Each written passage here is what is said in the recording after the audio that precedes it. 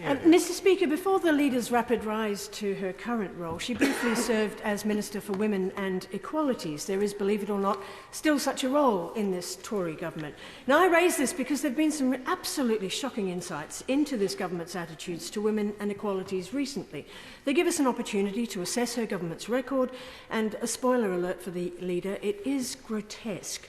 First, we had the stomach-churning misogyny, the language and behaviour towards women described by witnesses at the COVID inquiry.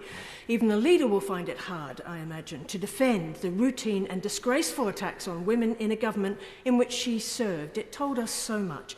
We then had the United Nations Rapporteur on Extreme Poverty and Human Rights, Olivier de Schutter, telling her government its record on poverty was, and I'm quoting, simply not acceptable and violating international laws. Now that surprises no one who sees the effects of her government's cruel policies day in and day out. Then the former Tory chair, her colleague, joined the fray. She said that the party she was once so proud of to be a member of had a rot at its heart, a rot at the heart of government. So what we're talking about, Mr. Speaker, is this Tory government's values. And those values are not Scotland's values. The values that suggest the way to help the homeless is banning charities from supplying tents to rough sleepers. Because it's a lifestyle choice to be homeless, isn't it? Comments so misjudged that even the Prime Minister was embarrassed. The values that say, we don't care if we break international laws on poverty and the human rights of the poorest. The values that say that women can be dismissed in the foulest way imaginable as a part of normal behaviour. Simon Case, the country's most senior civil servant, said he had never seen a bunch of people less well equipped to run a country, and he should know. So can I ask the leader if we can have a debate on this Tory government's values and what 13 years under this, and I quote again, brutal, useless government has done to progress women and equalities and the interests of the most vulnerable amongst us in this far from United Kingdom? Well, I thank the Honourable Lady for her questions. I think that the powerful words of Susie Flinton, who is one of the COVID-bereaved families this week, should give us all pause for thought in this place. And that is why this government has placed professionalism and care of each other at the heart of what we do.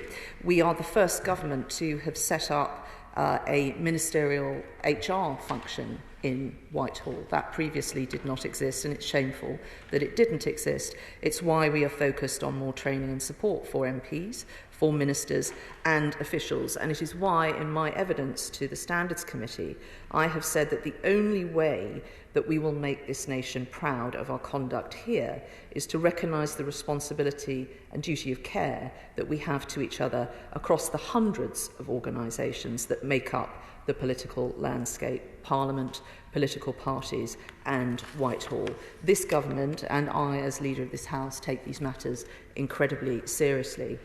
She talks about values and language. I do hope that she will also be having a word with some of her party's own activists who have intimidated those that stand against her or stand up for their own principles. I just point out that despite by-election losses, we did arrive back here with a new MP who sits now on our benches, and I think a little self-reflection about some of the reasons that she decided to make that transition would be appreciated. But she wants to talk about values.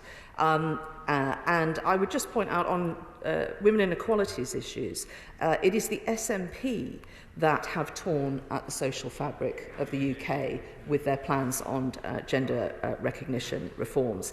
It is they and the Labour Party who backed them on that have backed the anti-free speech bill that the Scottish Government have been so keen to push. They are both in coalition together at a local level, and Labour would give the SNP powers on foreign affairs and have indulged the First Minister of Wales' separatist agenda. The Honourable Lady comes here and quite often says that we do not respect devolution. These are part of our values. We do respect devolution. Since the turn of the century, the UK government has legislated for Scotland over 200 times with the Scottish Government's consent. It is the SNP that doesn't listen to local voices. If you're looking for a party that doesn't respect local people and local decision-making, it is the SNP. It overrules 50% of councils on planning appeals. It did not consult local authorities with regarding its own council tax policies, and it doesn't pass on funding from the UK government designed for its local authorities to those bodies. I think our values are fine. I think the Honourable Lady should look to her own party if she wants some improvement.